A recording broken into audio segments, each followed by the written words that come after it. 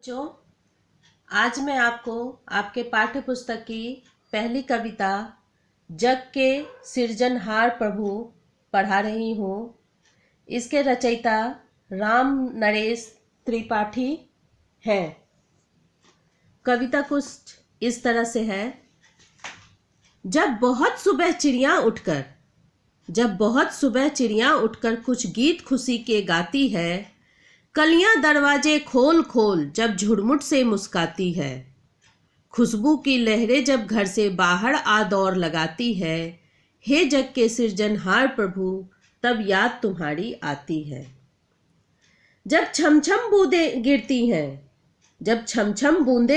हैं, बिजली चमचम कर जाती है, मैदानों में बनबागों में जब हरियाली लहराती है, जब ठंडी ठंडी हवा कहीं से मस्ती ढोकर लाती है, हे जग के सृजनहार प्रभु तब याद तुम्हारी आती है।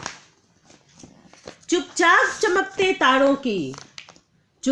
चमकते तारों की महफिल जब रात सजाती है, जब चांद शान से उगता है और दिशा दिशा धुल जाती है, जब ओस रूप में हरी घास चमकीले मोती पाती है, हे जग के सृजनहार प्रभु तब याद तुम्हारी आती है। झरने जब झरझर झरते हैं, नदियां मस्ती में बहती हैं, जब देश देश की बातें वे सागर से जाकर कहती हैं, जब उतर चांदनी ऊपर से सागर में ज्वार उठाती है, हे जग के सृजनहार प्रभु तब याद तुम्हारी आती है। बच्चों, अब मैं आपको इस कविता में कवि क्या कहना चाहते हैं वह बता दे रही हूँ। इस कविता के माध्यम से कवि ईश्वर को याद करते हैं और कहते हैं कि जब मैं प्रकृति की चीज़ों को देखता हूँ तो मुझे ईश्वर की याद आती है। जैसे मैं सुबह सुबह चिड़ियों की आवाज़, फूलों की कलियों की खुशबू में ईश्वर को देखता हूँ, उनकी याद आती है मुझे।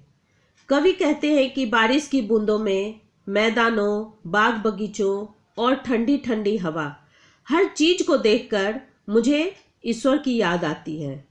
जब रात में तारे चमकने लगते हैं, चांद आकर चांदनी बिखेर देता है और घास पर जब ओस की बूंदें मोती बनकर चमकती है, तब मुझे ईश्वर की याद आती है।